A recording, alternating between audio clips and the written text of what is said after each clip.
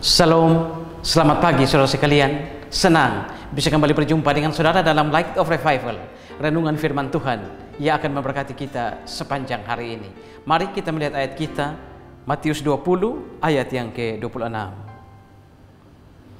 Tidakkah demikian di antara kamu? Barang siapa ingin menjadi besar di antara kamu, hendaklah ia menjadi pelayanmu. Melayani, bukan dilayani. Paradigma dunia ini, ketika seorang dianggap seorang yang menjadi pelayan, itu adalah orang yang rendah, orang yang tidak punya kedudukan. Sedangkan orang yang dilayani adalah orang yang penuh dengan kuasa, jabatan tinggi, kekayaan yang banyak. Dia menjadi orang yang dilayani. Itu adalah paradigma dunia. Tapi tidak dengan Yesus. Paradigma atau pandangan, cara pandang Yesus adalah justru orang yang besar, orang yang menjadi besar adalah orang yang menjadi pelayan.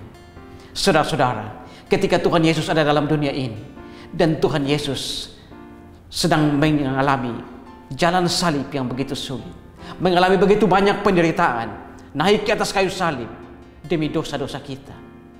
Ketika dia ada dalam penderitaan yang begitu hebat, justru dua muridnya, Yohanes dan Yakobus, asik bertengkar, sibuk bertengkar. Siapa yang terbesar di antara mereka semua? Bukan cuma Yakobus dan Yohanes, tapi seluruh murid-murid bahkan bertengkar. Siapa yang terbesar di antara mereka? Mereka ingin memanfaatkan diri mereka, memanfaatkan kedudukan mereka sebagai murid Yesus untuk menjadi yang terbesar di dalam kelompok itu. Tetapi Yesus justru mengatakan kepada mereka, siapa yang terbesar di antara kamu, dia harus menjadi pelayan. Saudara-saudara, tentu paradigma dari Yesus ini adalah paradigma yang sangat berbeda jauh dari pandangan dunia ini. Yesus sendiri, dia datang dari sorga, datang ke dalam dunia. Dia menjadi hamba yang menderita. Dia tidak menunjukkan diri. Alkitab tidak menggambarkan Yesus Kristus sebagai Tuhan yang berjaya, sebagai Tuhan yang berkuasa. Tapi Alkitab justru menggambarkan Tuhan Yesus sebagai Tuhan yang melayani, Tuhan yang menghamba. Makanya ketika dia mengetahui bahwa Yohanes dan Yakobus dan juga murid-murid yang lain bertengkar di antara mereka, siapa yang terbesar di antara mereka, Yesus mengatakan seperti ayat kita tadi, Matius 20 ayat yang ke-26. Bukankah di antara kalian siapa yang mau menjadi terbesar, dia harus menjadi pelayan. Di sini Yesus ingin menunjukkan bahwa seperti dia melayani meja, demikianlah murid-muridnya harus menjadi pelayan seperti itu, menjadi hamba, menjadi seorang yang menghamba.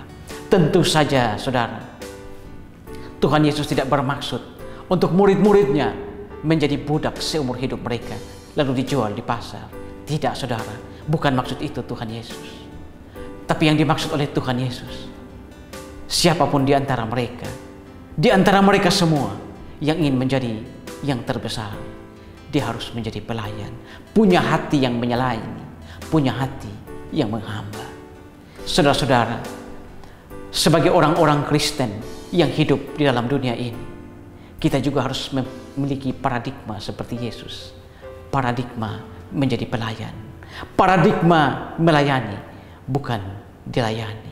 Saudara-saudara, dalam hidup ini seharusnya kita tahu, kita sadar bahwa dalam profesi apapun juga, bukan hanya di gereja, tapi dalam pekerjaan kita, seperti apapun profesi kita, kita harus melakukannya dengan hati yang melayani, dengan hati yang menghamba.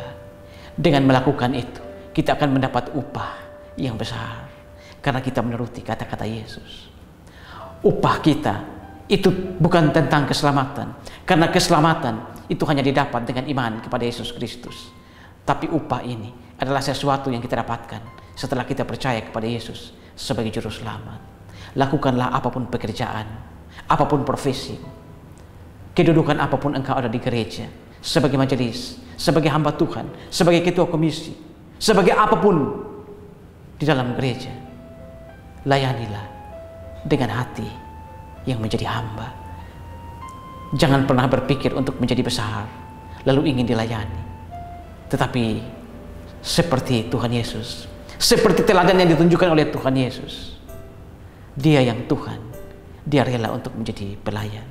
Dia rela menghamba, mempersembahkan dirinya, menebus kita orang berdosa, agar kita boleh bersatu, berdamai kembali dengan Allah Bapa. Saudara, pagi ini, barang siapa yang ingin menjadi yang terbesar di antara kamu, jadilah pelayan.